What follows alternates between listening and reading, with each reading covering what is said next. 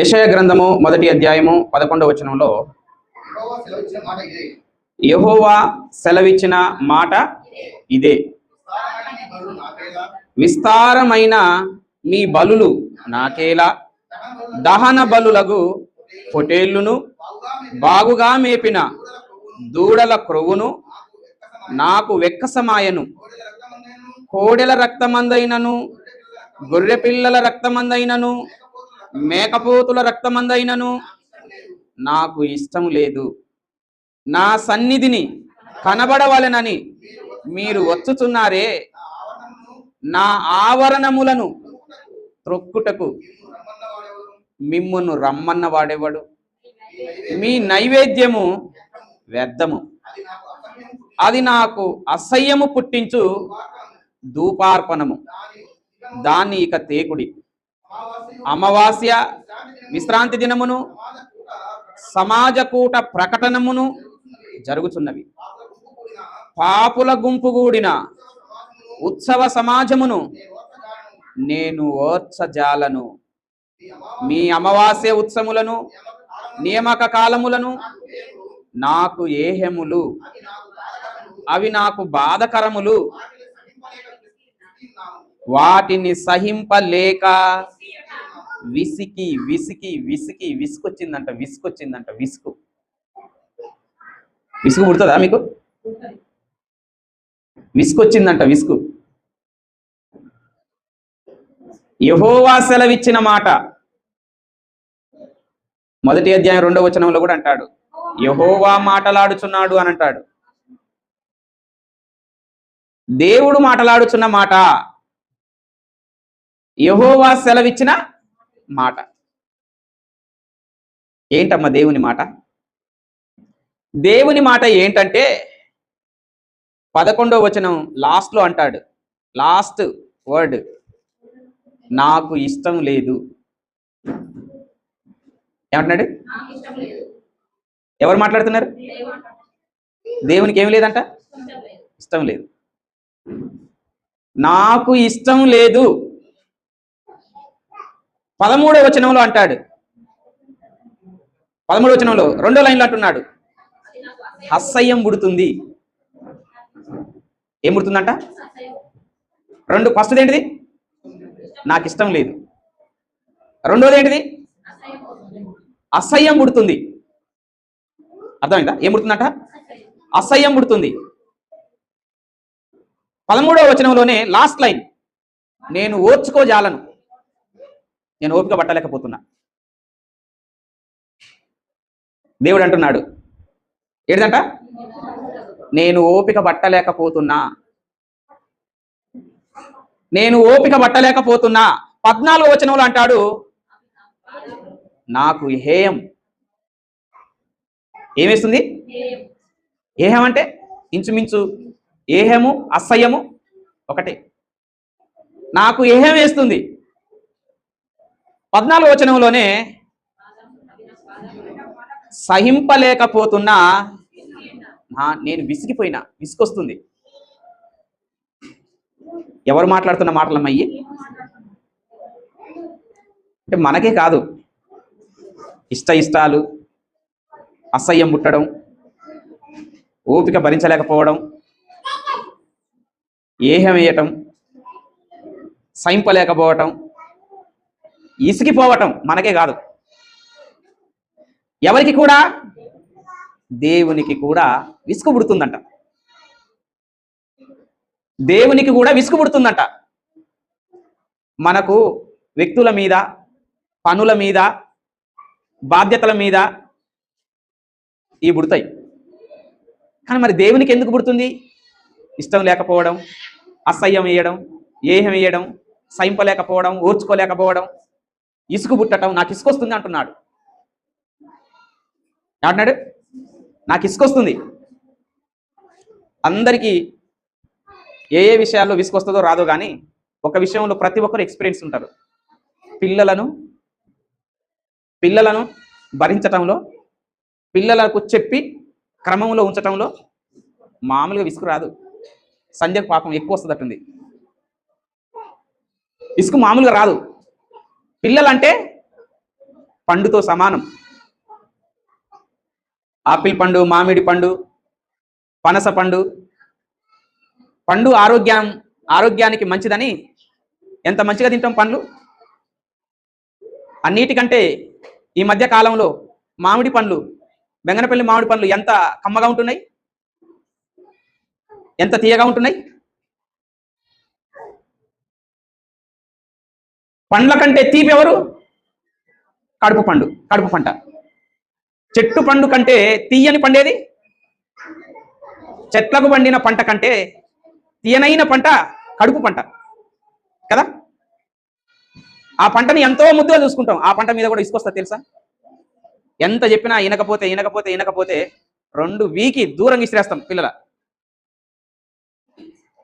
ఇసిరేమా 2 పీకి గిజ కొట్టుకుంటారు పిల్లలు. ఎందుకంటే ఇసికిపోయినాక కొడతారు తల్లిదండ్రులు. గారాబం చేస్తారు, ఇది కొనిస్తారు, అది కొనిస్తారు, ఈ మాట ఆ మాట. ఒకసారి ఇసుకొస్తుంది. 1 రోజుక, 2 రోజులక, 3 రోజులక, 5 రోజులక, 10 రోజులక, కానీ ఎప్పుడో ఒకసారి ఇసుకొస్తుంది. ఇసుకొచ్చి ఎట్లా కొడతారంటే, వామో నీ దండం పెడతా, ఇక నువ్వు చెప్పినట్టు అంటారు పిల్లలు. అంటారా?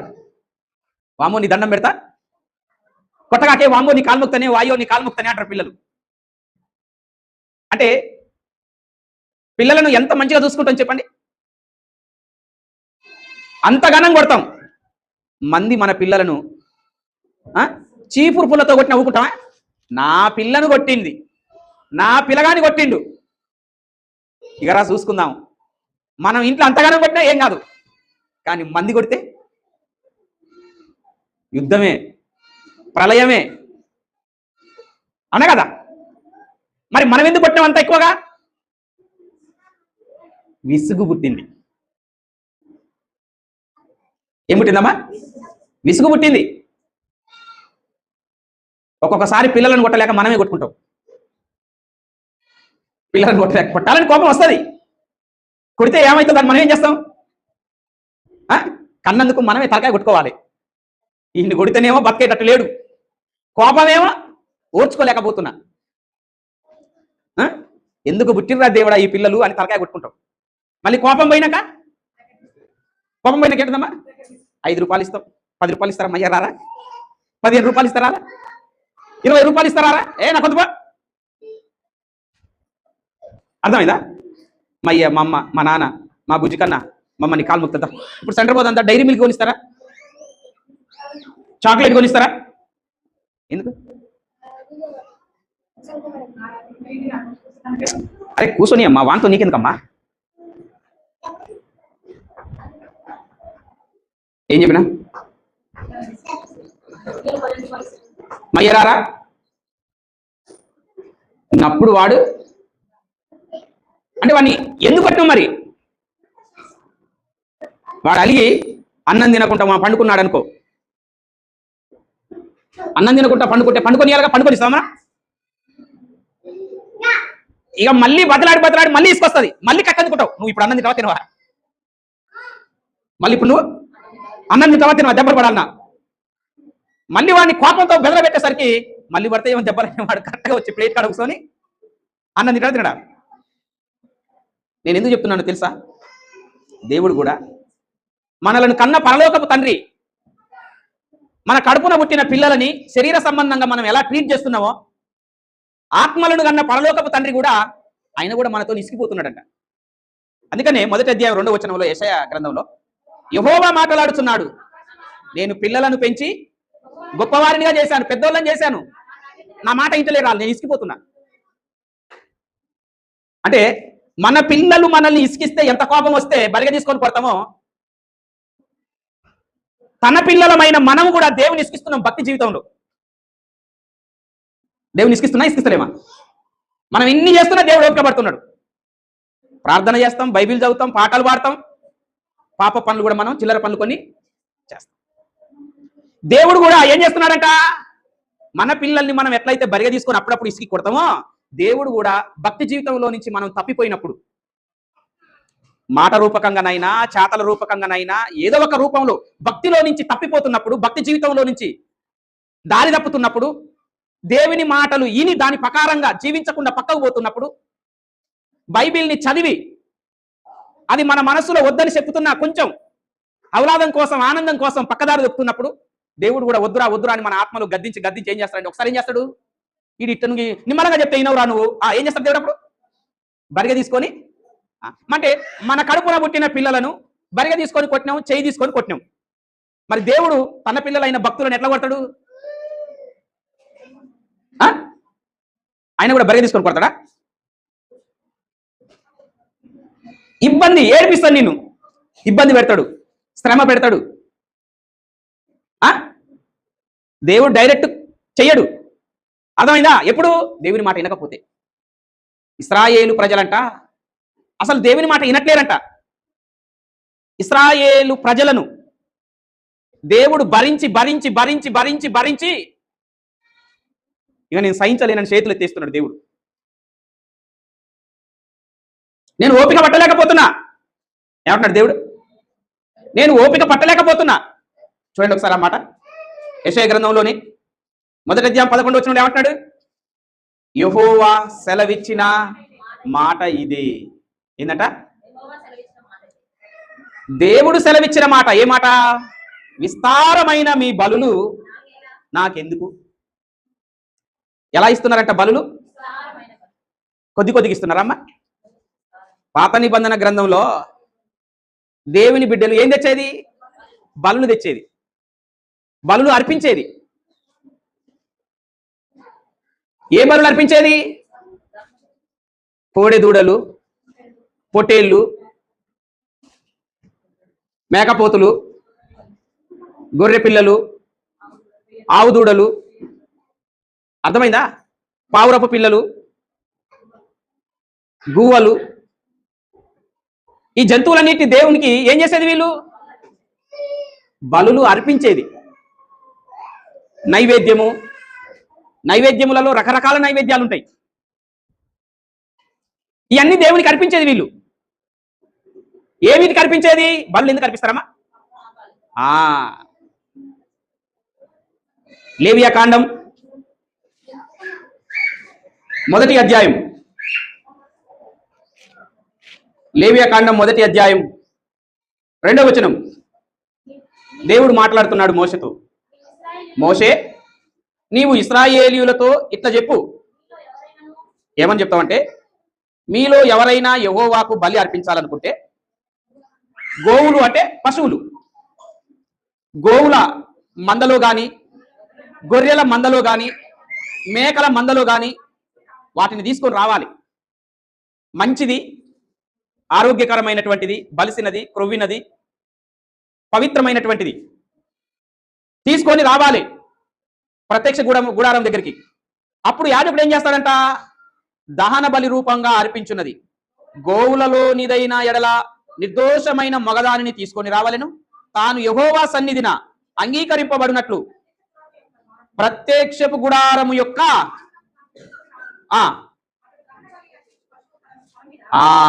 ఏంటంట? పశువు తల మీద. అది అర్పించే వ్యక్తి బలి అర్పిస్తున్నాడే, బలి అర్పించడానికి ఆవుదుడనో, పేదూడనో, పొటేల్నో, మేకపోతునో తీసుకొని వచ్చిండే. ఆ తీసుకొని వచ్చిన వ్యక్తి ఆ ప్రత్యక్ష గుడారం దగ్గరికి తీసుకొని వచ్చినాక ఆ వ్యక్తి ఏం చేయాలంట? తీసుకొని వచ్చిన జంతువు తల మీద చెయ్యి పెట్టాలి. చెయ్యి పెట్టి ఏం చేయాలి? అతడు చేసిన పాపాన్ని అతడు ఒప్పుకోవాలి. ఏం చేయాలమ్మా? అతడు చేసిన పాపాన్ని అతడు ఒప్పుకోవాలి. ఇంకా మీకు స్పష్టంగా అర్థం కావాలంటే లేవియా కాండంలో 4వ అధ్యాయం అంతా చదువుకోండి. 4వ అధ్యాయం అంతా చదువుకుంటే మీకు అర్థమవుతుంది. 27వ వచనం చదువుతా వినండి. మీ దేశస్తుల్లో ఎవడైనా పొరపాటున పాపము చేసి చేయరాని పనుల విషయంలో, యెహోవా ఆజ్ఞల విషయంలో ఏదైనా మీరి అపరాధ అయితే, వాడు చేసిన పాపం ఒకవేళ తనకు తెలిసినప్పుడు అతను ఏం చేయాలి? ఒక జంతువును తీసుకొని రావాలి. 29వ వచనం. పాప పరిహారార్థ బలి పశువు యొక్క తల మీద చెయ్యి ఉంచి అతడు ఆ పాపాన్ని ఒప్పుకోవాలి. ఇదిగో నేను మొన్న ఒక మనిషిని చంపిన అని ఆ జంతువు తల మీద పెట్టి వీడు చేసిన పాపాన్ని, మీరిన ఆజ్ఞను, ఏ ఆజ్ఞ అయితే మీరిండో దాన్ని ఒప్పుకోవాలి. నేను వ్యభిచారం చేశాను, నేను దొంగతనం చేశాను, నేను అబద్ధం ఆడాను, నేను లంచం తీసుకున్నాను, ఇంకా ఏ పాపం అయితే చేసిండో ఆ పాపాన్ని ఆ జంతువు తల మీద పెట్టి ఇతను ఒప్పుకోవాలి. అప్పుడు ఏమవుతుందంట? యాక్చువల్గా ఏంది? పాపము చేసిన పాపం వలన వచ్చు జీతం, పాపం చేసిన వారు మరణించాలి. ఎవరు పాపం చేస్తారో వారు మరణించాలి. పాపం వలన వచ్చు జీతం మరణం. ఈయన పాపం చేసిండు, ఇప్పుడు అక్కడ మరణించేది ఎవరు? పశువు మరణిస్తుంది. అంటే సబ్స్టిట్యూషన్, సబ్స్టిట్యూట్ అంటే ప్రత్యామ్నాయం, బదులుగా. అంటే మనిషి పాపం చేసిండు, మనిషికి బదులుగా మనిషి స్థానంలో ఏం చచ్చిపోతుంది? జంతువు చచ్చిపోతుంది. మనిషి స్థానంలో జంతువు చచ్చిపోతుంది. నేను పాపం చేసిన, నా పాపాలు దీని మీద మోపు అని పాపం చేసిన వాడు దాని మీద చెయ్యి పెట్టి పాపాలు ఒప్పుకుంటుండు. ఇప్పుడు వీడు చావాలే, కానీ దేవుడు వీడిని చంపకుండా వీని స్థానంలో దేన్ని తీసుకుంటున్నాడు దేవుడు? ఆ జంతువు రక్తాన్ని నువ్వు తీసుకుంటున్నాడంటే రక్తమే దేహానికి ప్రాణం. రక్తమే దేహానికి ప్రాణం. అంటే పాపం చేసిన వారిని ప్రాణం తీయాలి. పాపం చేసిన వారిని రాళ్లతో కొట్టి చంపాలి. ఎవరు పాపం చేస్తారో ఆ పాపానికి బదులుగా వారి ప్రాణం పోవాలి. కానీ ఇక్కడ ఎవరి ప్రాణం పోతుంది? జంతువు ప్రాణం పోతుంది. ఇదేదో బాగుంది ఆఫర్. దేవుడు పెట్టిన ఆఫర్ అదిరిపోలే? అదిరిపోయిందా? అదిరిపోలేదా? అదిరిపోయిందమ్మా? దేవుడు పెట్టిన ఆఫర్ అదిరిపోయిందా? అదిరిపోలేదా? మీకు బలు వెలగలే. దేవుడు పెట్టిన ఆఫర్ అదిరిపోలే? ఎట్లా అదిరిపోయిందో చెప్పండి. ఆఫర్ ఏంటి ఇక్కడ చెప్పండి? ఆఫర్ ఏంటి ఇక్కడ? అది ఇప్పుడు చట్టంలో లొసుగుండడం వలన పాపం చేసినోడేమో జైలు పోకుండా విచారవిడిగా బయట తిరుగుతున్నాడు. అర్థమైందా? బాధితురాలేమో న్యాయస్థానంలో ముత్తుకుంటురు. అర్థమైందా? పాపం చేసినోడు ఉరిశిక్ష చేయాలి, లేకపోతే జీవిత ఖైదు చేయాలి, వాడు జైల్లో ఉండాలి. పాపం చేసినోడు మనసులో చంపుతుండు, మానభంగం చేస్తున్నాడు, దేశాన్ని దోసుకుంటుండు, బెయిల్ మీద వస్తుండు, స్వేచ్ఛగా రాజ్యం వెళ్తున్నాడు. చట్టం ఇచ్చిన ఆఫర్ అది కరెక్ట్గా వినియోగించుకుంటారు అనమాట. దేవుడిచ్చిన ఆఫర్ ఏంటి? అది అంటే నేను 100 గొర్రెలు ఉన్నాయనుకో, ఇప్పుడు నేనేం చేయొచ్చు? 100 పాపాలు చేయొచ్చు. ఆఫర్ బాగాలే? అదిరిపోలే? ఇప్పుడు కూడా ఉంటే బాగుండిపో క్రైస్తవులకు. 100 పాపాలు చేయాలనుకున్నాడు ఏం చేయాలి? ఫస్ట్ 100 గొర్రెలు సంపాదించుకోవాలి. అర్థమైందా? ఇప్పుడు నీకు దొంగతనం చేయాలనిపించింది అనుకో, ఒక 10 లక్షలు దొంగతనం చేసి ఒక పొట్టేల్ని తీసుకొని పోయి యాజకుడు అడుగుతాడు, ఏందా పొట్టేలు తెచ్చినావంటే, అయ్యా నేను దొంగతనం చేసిన, అయ్యా ఆ పొట్టేలు మీద చేయబెట్టిన, నేను దొంగతనం చేసిన, ఒప్పుకో. చచ్చిపోయి బాలే? ₹1,00,000 దొంగతనం, 10,000 మేకపోదు, బాగలేదు? 90,000 మీద ఆఫర్ అదర్స్. మంచిగుందా? మంచిగా మంచిగుంది. అర్థమైందా? వ్యభిచారం చేయాలనిపించింది అనుకో, పోతావు, వ్యభిచారం చేస్తావు. ఒక మేకపోతున్నా గొర్రెపోతున్నా చేస్తావు, యాజకుని దగ్గరికి వస్తావు. యాజకుడు అడుగుతాడు, ఏంది గొర్రెపోతుని తెచ్చినావు? అయ్యా నేను వ్యభిచారం చేసిన, అయ్యా పరాయి స్త్రీతో. ఒప్పుకో. ఈడు ఆ గొర్రెపోతు మీద చేయి పెడతాడు, నేను పరాయి స్త్రీతో వ్యభిచారం చేసిన. చచ్చిపోతాడు. హాయిగా ఆ గొర్రె చచ్చిపోతుంది. దహన బలిపీఠం మీద దాన్ని బలర్పిస్తారు. అవయవాలు ఇస్తే ఈడు మంచిగా వండుకుంటాడు, తింటాడు, ద్రాక్షరసం తాగుతాడు, మళ్ళీ ఇంటికి వస్తాడు, మళ్ళీ వ్యభిచారం చేస్తాడు. మళ్ళీ ఒక మేకపోతుని తీసుకొని పోతాడు. మళ్ళా ఇశ్రాయేలీలు, అబ్బా మా దేవుడు మాత్రం ఆఫర్ ఎట్లా పెట్టిండు? అసలు సూపర్, అదిరిపోయింది ఆఫర్. రిలయన్స్, అంబానీ, జియో, ఎవరమ్మా జియో అధినేత ఎవరు? అంబానీ కూడా ఈ ఆఫర్కు రోల్ మోడల్ అంటే వాళ్ళే. అర్థమైందా? ఆఫర్ బాలే? సూపర్. ఇక వీళ్ళు అలవాటు పడ్డారు. ఎవరు? ఇశ్రాయేలీలు అలవాటు పడ్డారు. ఏమిటికి అలవాటు పడ్డారు అంటే అది. ఇక శరీరాన్ని నిర్బంధించే స్థితి ఉందా అక్కడ? శరీరాన్ని కట్టేసే స్థితి, శరీరాన్ని సంఖ్యలతో బంధించే స్థితి ఉందా? లేదు. యాజకుడు కూడా అంతే. యాజకుడు పాపం చేస్తే ఏం చేయాలి? యాజకుడు కూడా ఒక పొట్టేలు తెచ్చుకోవాలి. ఎక్కడ ఉంటుంది అది? ఇక్కడే ఉంటుంది చూడండి. లేవియాకాండం 4వ అధ్యాయం 3వ వచనం. ప్రజలు అపరాధులగునట్లు అభిషక్తుడైన యాజకుడు పాపము చేస్తే, ఎవరు పాపం చేస్తే? అభిషక్తుడైన యాజకుడు పాపం చేస్తే తాను చేసిన పాపముకై నిర్దోషమైన కోడెదూడను యెహోవాకు పాప పరిహారార్థ బలిగా ఆ కోడెదూడను తీసుకొని వచ్చి 4వ వచనంలో ఉంటాడు. ఆ కోడెదూడ తల మీద చెయ్యి ఉంచి అతడు ఆ యాజకుడు ఒప్పుకోవాలి. ఇప్పుడు ప్రజలకు అదే పరిస్థితి, అదే ఆఫర్ ఉంది. యాజకుని కూడా సూపర్ ఆఫర్లు. బాలేదు. మరి యాజకుడు ఊరుకుంటాడా? ఏంది ప్రభా ఇలా ఆఫర్లు చూస్తే నాకే దిమ్మ తిరిగి మైండ్ బ్లాక్ అయిపోతుంది, యాజకులు కూడా ఆఫర్ పెడితే బాగలేదు ప్రభా నీళ్ళు అడుగుతారు కదా, అందుకే దేవుడు వాళ్ళకు కూడా ఆఫర్ ఇచ్చేసిండు. యాజకుడు పాపం చేస్తే కోడెదూడనో పేదూడనో ఆవు దూడనో తీసుకొని వచ్చి అది. ఇప్పుడు మీకు ఏమర్థమైంది? ఏమర్థమైంది? ఏమర్థమయ్యింది? ఏమర్థమయ్యింది అంటే దేవుడేమో బాగా గుర్తుపెట్టుకోవాలి, బాగా గుర్తుపెట్టుకోవాలి, ఎవరి బలహీనతకు అనుగుణంగా చట్టాన్ని మలుచుకుంటారు. గుర్తుపెట్టుకోండి, దేవుడు ఎప్పుడైనా దేవుడు చట్టాన్ని ఇచ్చిన ఉద్దేశం వేరు, చట్టాన్ని తనకు అనుగుణంగా మలుచుకుంటున్న ప్రజల ఉద్దేశం వేరు. దేవుడు ఏ ఉద్దేశంతో పెట్టిండంటే ఎవడైనా అందరూ మంచిగా బతకాలని చెప్పిండు. ఎవడైనా పొరపాటున పాపము చేస్తే, తెలియక పాపము చేస్తే, అనుకొనకుండా పాపంలో పడిపోతే దీన్ని వాడుకోండ్రా నాయన అని చెప్పిండు. ప్రతి చట్టంలో ఒక ఆప్షన్ ఇస్తాడండి ఎవరికైనా. భారత రాజ్యాంగం కూడా ఆప్షన్ ఇచ్చింది మనకు. దాన్ని ఆ లొసుగులు ఏం చేస్తారంటే పౌరులు, అంటే పౌరులు కాదు బలవంతులు, దాన్ని ఏం చేస్తారు? వాడుకుంటారు. చట్టంలో ఉన్న లొసుగును బలవంతులు ఏం చేస్తారు? వాడుకుంటారు. అర్థమైందా? దేవుడు ఈ చట్టంలో ఇది ఎందుకు పెట్టిండు? గొర్రెను, పొట్టేళ్ళు, మేకపోతును, ఆవుదూడను, పేదూడను తీసుకొచ్చి తల మీద చేయబెట్టి పాపాన్ని ఒప్పుకో నీకు బదులుగా అది మరణిస్తుందని ఎందుకు చెప్పిండు? యాక్చువల్ గా పాపం చేసి అర్పించమన్నది దేవుని ఉద్దేశం కాదు. నువ్వు మంచిగా బతకాలి. ఒకవేళ నీ బ్రతుకులో మానవ శరీరం కనుక తప్పిపోతుంది నాయన, తప్పిపోయినప్పుడు ఈ ఆప్షన్ వాడుకోరా అని చెప్పిండు. ఏంటిది? ఇది మానవ శరీరం, మట్టి నుండి వచ్చిన శరీరం గనక ఏనాటికైనా ఒకనాటికి మట్టి మీదకి పానం గుంజుతుంది. కాబట్టి తప్పిపోయినప్పుడు మళ్ళీ నా దగ్గరికి వచ్చినప్పుడు నువ్వు మొరపెడతావు, దేవా నేను తప్పిపోయినా అంటావు. అప్పుడు నేనేం చేయాలి? అందుకే ఈ ఆప్షన్ ఇస్తున్నా, దీన్ని వాడుకోరా అని చెప్తే ఏం చేస్తారు? అది కావాలని చేసి ఆప్షన్ ఉంది కాబట్టి వాడుకుంటుంది. ఇక ఇప్పుడు దేవునికి ఏమొచ్చింది? ఇప్పుడు యెషయా గ్రంథానికి రండి. యెషయా గ్రంథం మొదటి అధ్యాయం, యెషయా గ్రంథం మొదటి అధ్యాయం 11వ వచనం. యెహోవా సెలవిచ్చిన మాట ఇదే, విస్తారమైన మీ బలులు. ఇప్పుడు చెప్పండి, దేవుడు ఎందుకు వద్దట్టు బలులు తెమ్మని చెప్పింది ఎవరు? దేవుడే. అసలు మీ విస్తారం అంటే విస్తారమైన బలులు వస్తున్నాయంటే దాని అర్థం ఏంటి? అది ఇంకా ఎట్లా వాడుకుంటారో చూడండి. వాడుకున్నోనికి వాడుకున్నంత అన్నట్టు వాడుకుంటారు అనమాట. అంటే పాపాలు చేస్తుర్రు, ఇక్కడ ఈ బలులు తలకాయలు వధించేవానికి ఇసుకొస్తుందండి. అర్థమైందా? బలిపీఠం దగ్గర జంతువులను వధించి వాటిని కాల్చాలి కదా, ఈ యాజకులకు సాగు వస్తుంది. అందుకే దేవుడు ఏమంటుండు?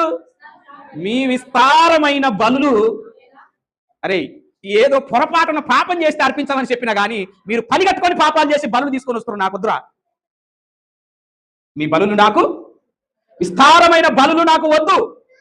బాగుగా మేపిన దూడల కొవ్వు నాకు వెక్కసం. వెక్కసం అంటే అన్నం తిన్నాక ఫంక్షన్ హాల్లో కూర్చుంటే తినేది ఎంతో కానీ ఏయ్ ఇంకో గింటెయ్యి, షారేయి, తలకాయ బోటేయి, తలకాయ కూరేయి, రసమేయి, అల్ల తినేది కొంతే, మిగతాదంతా చూసి అయ్యో ఇవన్నీ మిగిలిపోతున్నాయి కదా అని ఏం చేయాలి? ఆకు మడిసి ఏందయ్యా అదంటే ఎక్కువైందమ్మా. మా పిల్లలు కూడా చూడండి, పెద్దోళ్ళని తినేరు, మొత్తం మాకే కావాలని ఏడుస్తారు. ఏదైనా చేసినప్పుడు మొత్తం మాకే కావాలని ఏడుస్తారు. తక్కువ వేస్తే ఊకోరు. అది మటన్ కానీ, చికెన్ కానీ, కేకు కానీ, ఇంకేదన్నా కానీ ఇంత కావాలని ఏడుస్తారు. ఇస్తాం, అలా కొంచెమే తిని ఎక్కువైందని పోయి పండుకుంటారు. మొత్తం ఖరాబ్ చేస్తారు, వేస్ట్ చేస్తారు. అర్థమైందా?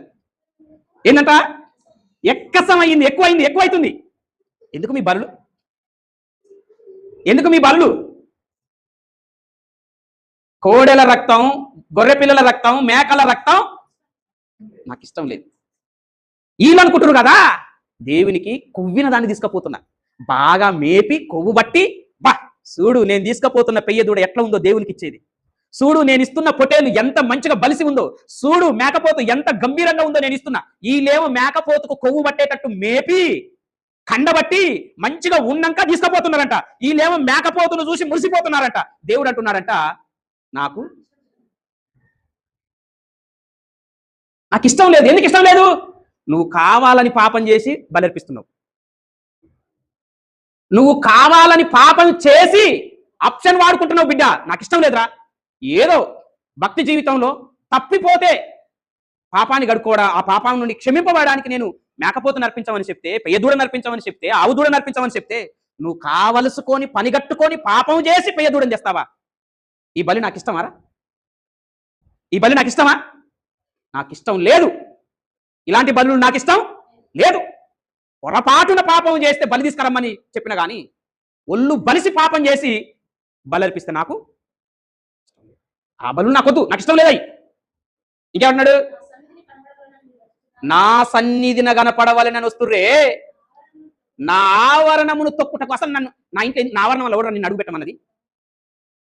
నా ఆవరణంలో అడుగు పెట్టమని చెప్పింది వాడు ఇలాంటి నేను అడుగు పెట్టమన్నా? ఎలాంటి విస్తారమైన పాపాలు చేసి నీకు ఇచ్చిన గొర్రెలు, గొర్రె సంపద, పశువు సంపద, మేక సంపద ఈ పెట్టుకొని ఈ సంపాదన నువ్వు పాపం చేయడానికి హేతువైతుందా? కారణమవుతుందా? నాకు ఎట్లా మేకపోతులు ఉన్నాయి, గొర్రెపోతులు ఉన్నాయి, ఆవు దూడలు ఉన్నాయి, పేయ దూడలు ఉన్నాయి, ఇష్టం వచ్చిన పాపాలు చేస్తా, ఇష్టం వచ్చిన పొట్టేలు నడిపిస్తా. ఇదే నాకు కావాల్సింది? అసలు నిన్ను ఎవరమ్మన్నారు నా మందిరంలోనికి? చూడండి దేవుడు ఎంత అడుగుతున్నాడు చూడండి. ఎవరైనా ఇంట్లోకి వచ్చారనుకో, ఏయ్ అడుగు బయట పెట్టి, ఎవరన్నా నిన్న ఇంట్లోకి రమ్మన్నది అన్నారనుకో, ఎట్లుంటుంది సీన్? ఎవరన్నా మీ ఇంట్లోకి వచ్చారనుకో, ఏ ఫస్ట్ నా ఇంట్లో నుంచి గెట్ అవుట్, నా ఇంట్లో నుంచి అడుగు బయట పెట్టరా అని అన్నారనుకో, వాడు ఎట్లా ఫీల్ అవుతాడు? ఎవరన్నా నా ఇంట్లోకి రమ్మన్నది నిన్ను, గేట్ అవుతని పోయి మాట్లాడన్నారనుకో, మీరు అన్నారనుకో, మీ చుట్టాలను, మీ బక్కాలను, పంచాయతీ పెట్టుకున్న వాళ్ళను, గొడవ పెట్టుకున్న వాళ్ళని అన్నారనుకో, ఎట్లుంటుంది సీను? ఇప్పుడు దేవుడు అంటున్నాడు దొంగ భక్తుల ఏమని? గెట్ అవుట్ నా కొడక, ఎవరన్నా నేను రమ్మన్నది? సన్నిధి దేవుని మందిరం అనుకుంటున్నావు, ఇల్లు అడుగు పెట్టమన్నది ఎవరు నిన్ను? నువ్వు తెలిసి చేస్తున్నావా, తెలియకుండా చేస్తున్నావా? తెలిసేగా చేసేది. తెలిసి చేసి ఏమెరగనట్టే మళ్ళీ మందిరంలో అడుగు పెట్టమన్నది ఎవరు నిన్ను? అడుగు బయట పెట్టిన కొడకంటున్నా. అసలు ఎంత ర్యాష్గా తిడుతున్నా చూడండి. ఇంకా కొన్ని మాటలు చెప్పడానికి వీలు పడదు, అలాంటి మాటలు ఉన్నాయి ఇలా. ఏంది పాస్టర్ గారు అలాంటి మాటలు? అవును, అంటే అంత సిగ్గు విడిసి తిట్టిండు దేవుడు. ఎవరిని? సిగ్గిడిసి పాపాలు చేసేటోళ్ళని. అంటే ఏ స్థాయిలో భక్తిని ఇడిసి పాపాలు చేసారో దేవుడు కూడా వారికి స్థాయికి దిగదారి తిట్టిండు. ఏమంటారు కదా, తెగబడ్డోనికి తెడ్డే లింగం అన్నట్టు. అంటే దేవుడు భక్తులు ఎంత దిగజారి బదమాషి పనులు చేస్తారో దేవుడు కూడా అంటే మరి సిగ్గిడిసిన వాళ్ళకు సిగ్గిడిసిన మాటలు తిడితేనే. అసలు నా మందిరంలోకి ఎవరు నేను రమ్మన్నదంటే భక్తునికి ఎంత ఎంత తలకాయ దించుకోవాలి? ఏమమ్మా ఎవర్రా? ఇంకా కొన్ని మాటలు ఉంటాయి, మీరు చదవండి. మీరు కరెక్ట్గా మనసు పెట్టి ఒక్కొక్క పదాన్ని చూడండి. కొన్ని మాటలు మీరు చదువుకోవటమే, చెప్పడానికి కుదరదు, చెప్పితే చాలా భూత పురాణం. ఎందుకయ్యానంటే వీళ్ళు చేసే భూత పనులకు వీళ్ళకు సిగ్గు రావడానికి దేవుడు అంత నీచంగా తిట్టాడనమాట. అంత నీచమైన పనులు చేస్తే అంత నీచంగా తిట్టాడు. నాకు ఇష్టం లేదు. ఎవర్రా మిమ్మల్ని రమ్మన్నది? రమ్మన్న వాడేవాడు. మీ నైవేద్యం వద్దు. నైవేద్యం ఎంతో స్నానాలు చేసి పరిశుభ్రంగా గోధుమ పిండితోని ఆ పిండితోని దేవుడు చెప్పిన విధంగా నైవేద్యాలు మంచిగా పరిశుభ్రంగా చేసుకొని వచ్చారు. ఒళ్ళు పరిశుభ్రం కాదు, ఒళ్ళు పరిశుభ్రం కాదు. ఏది నైవేద్యం? నీ జీవితం కదా, నీ మనసు కదా, నీ మనసు కదా, నీ జీవితం కదా కావాల్సింది. నాకు మీరు తెచ్చే నైవేద్యం ఎట్లుందట? లేవే కాండం చూడండి, 2వ అధ్యాయంలో నైవేద్యం గురించి ఉంటుంది. ఇంటి వెనక చదువుకోండి. నైవేద్యాన్ని ఎలా చేయాలో దేవుడు ఏమంటారు దాన్ని? వంట చేసే విధానాన్ని ఏమంటారమ్మా? ప్రొసీజరేనా? వంట చేసే విధానాన్ని ఏమంటారు? అల్ల కలిపే వాటిని అయితేనేమో ఇంగ్రీడియంట్స్ అంటారు. వంట చేసే విధానాన్ని ఏమంటారు? ప్రొసీజరేనా? ఏదో పదం ఉంటుంది, నాకు రావట్లేదు ఆ పదం. అర్థమైనా? ఏంటి ఆ విధానం అంతా? అంటే ఆ వంట నైవేద్యం చేసే విధానం ఉంది, మీరు చేసుకొని వస్తున్నారు. కానీ నాకేమేస్తుందంట? అసహ్యం వేస్తుంది. మీ జీవితమే దేవునికి నైవేద్యంగా ఉండాలి, కానీ చేతులు చేసిన నైవేద్యం నాకెందుకు? జీవితాన్ని అర్పించు హోమముగా, నీ దేహాన్ని అర్పించు దేవునికి. అదే కదా రోమపత్రికలో ఉన్నది 12వ అధ్యాయంలో, సజీవ యాగముగా మీ శరీరములను దేవునికి. అది శరీరాన్ని ఏమో శరీర క్రియలకు అర్పిస్తావు, ఉట్టి నైవేద్యాన్ని పొయ్యి మీద వంట వండుకొని తీసుకొని వస్తావా? మేకపోతును గొర్రెపోతును బలిసినట్టు మేపుకొని వస్తావా? ఎవరికి కావాలి? నీ శరీరాన్ని దేవునికి ఏం చేయాలి? అదర్పించాలి. శరీరాన్ని ఏమో పాపానికి సుఖ పెడతావు, మూగ జంతువులను తీసుకొచ్చి బలిపీఠం మీద అర్పిస్తావా? నాకు అసహ్యం వేస్తుంది అంటున్నాడు దేవుడు. నెక్స్ట్, వాటిని తేపుడి, పాపుల గుంపు కూడిన సమాజమునే నేను ఓర్చజాలను. ఏం గుంపు అంటమ్మా? మరి విస్తారమైన బలులు అంటే ఎంతమంది తీసుకొని వస్తున్నారు? ఇశ్రాయేలీయుల జీవిత చరిత్ర చూడండి, యూదుల జీవిత చరిత్ర చూడండి. అవన్నీ నాకు ఏహెములు, నాకు బాధ కలిగిస్తున్నవి. నేను వాటిని సహింపలేక విసికి విసికి విసికి ఉన్నాను. ఇంక కింద అంటాడు, మీరు తెస్తుంటే నేను వాటిని చూడలేక నా కన్నులు మూసుకుంటున్నాను. అసలు మీ కళ్ళ చూడాలంటే నాకు సిగ్గిస్తుందిరా. ఎందుకు దేవా? పాపం చేసిన మాకే సిగ్గు లేకుండా నీ మందిరానికి వస్తుంటే మమ్మల్ని చూస్తే నీకెందుకు వస్తుంది దేవా సిగ్గు? ఏంటమ్మా? పాపం చేసిన భక్తులే సిగ్గు లేకుండా పొట్టేలు తీసుకొని మందిర ఆవరణంలోనికి వస్తుంటే వీళ్ళని చూసి ఎవరికి సిగ్గేస్తుందట? దేవునికి సిగ్గేసి ఏం చేస్తున్నాడట? కళ్ళు మూసుకుంటున్నట. ఇప్పుడు సిగ్గు ఎవరికి వేయాలి చెప్పండి? పాపం చేసిన వాళ్ళకి సిగ్గేయాలా? పాపం చేయని వాళ్ళకి సిగ్గేయాలా? పాపం చేసిన వాళ్ళు డైరెక్ట్ గా మందిరంలోకి వచ్చి ఆవరణంలో, దేవా నేను బలి తెచ్చిన బలిసిన దాన్ని, ఆవుదూడను పేదూడను, ఈ బలిని చూడలేక దేవుడికి ఏమేస్తుంది? సిగ్గేసి కళ్ళు మూసుకు. అసలు నీ కళ్ళు చూద్దామంటే నాకు సిగ్గేస్తుందిరా. ఇంత తెగించిరేంద్రా, బలి తెగించిరేంద్రా, ఏంద్రా ఈ జీవితం, ఏంద్రా ఈ బతుకులు? బలులు తెస్తున్నారు, అన్ని తెస్తున్నారు, నైవేద్యం చేస్తున్నారు, కానీ బతుకులు మారని బలులు, నీతి లేని నైవేద్యాలు, నైతికత లేనటువంటి ఈ అర్పణలు. అసలు మీకు ఎట్లా బుద్ధి అవుతుందా? మనసు ఎట్లా వస్తుందిరా? దేవుని దగ్గరికి పోతున్నప్పుడు పవిత్రంగా పోవాలన్నా ఇంగిత జ్ఞానం లేదా? అంత సిగ్గిడిసి వస్తున్నారు ఎవరా మందిరంలోనికి? అసలు మిమ్మల్ని చూద్దామంటే నాకు సిగ్గేస్తుందిరా, నేను కళ్ళు మూసుకుంటున్నారా? ఈ భక్తులు ఏమంటారు తెలుసా? ఎవరికో ప్రభా నీకు సిగ్గెందుకు వేస్తుంది, నీకు మా కామని కానీ తల చేతులు తీసి మమ్మల్ని ఆశీర్వదించాయా? ఇశ్రాయేళ్ల జీవితాలు చూడండి. ఎవరి జీవితాలు? ఇశ్రాయేళ్ల జీవితాలు. నేడు మన జీవితాలు కూడా అంతే. నేను సహింపజాలక ఏం చేస్తున్నానంట? విసికి విసికి విసికి విసికి. ఎందుకురా నీ బలులు? ఎంతకాలం అర్పిస్తావురా నీ బలులు? నీ బలులు నేనేమన్నా తినేటి ఉన్నారా? నాకేమన్నా గొర్రెలు తక్కువ ఉన్నాయా? మేకపోతులు తక్కువ ఉన్నాయా? ఆవుదూడలు తక్కువ ఉన్నాయా? పశువులు తక్కువ ఉన్నాయా? ఇవన్నీ ఎవరి అనుకుంటున్నావురా? తిక్క సన్నాసి ఎవరి? ఇవన్నీ 50వ కీర్తన తీయండి ఒకసారి. 8వ వచనం చదవండి. 50వ కీర్తన 8వ వచనం. 50వ కీర్తన 8వ వచనం. నీ బలుల విషయమై నేను నిన్ను గద్దించలేదు, నీ దహన బలులు నిత్యము. 50వ కీర్తన 8వ వచనం.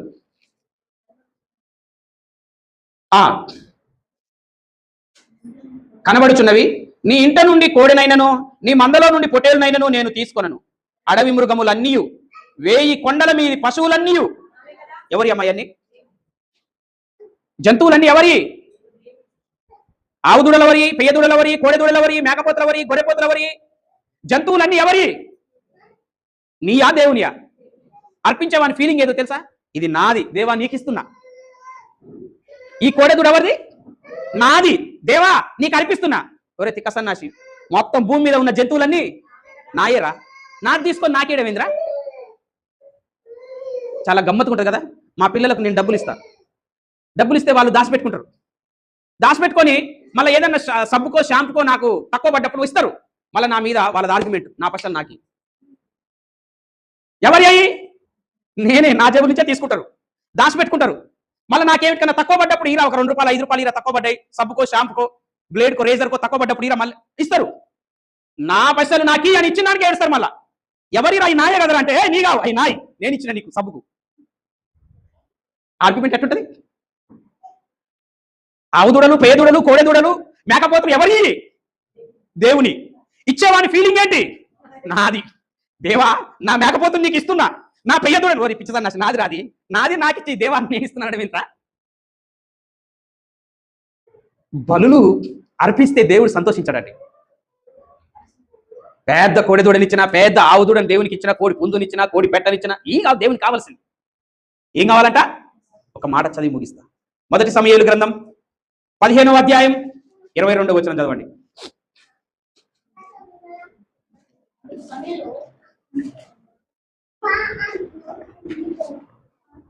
1 సమూయేలు గ్రంథం 15వ అధ్యాయం 22వ వచనం. అందుకు సమూయేలు తాను సెలవిచ్చిన ఆజ్ఞను ఒకడు గైకొనుట వలన యెహోవా సంతోషించున్నట్లు ఒకడు దహన బలులను బలులను అర్పించుట వలన ఆయన సంతోషించునా? ఆలోచించుము.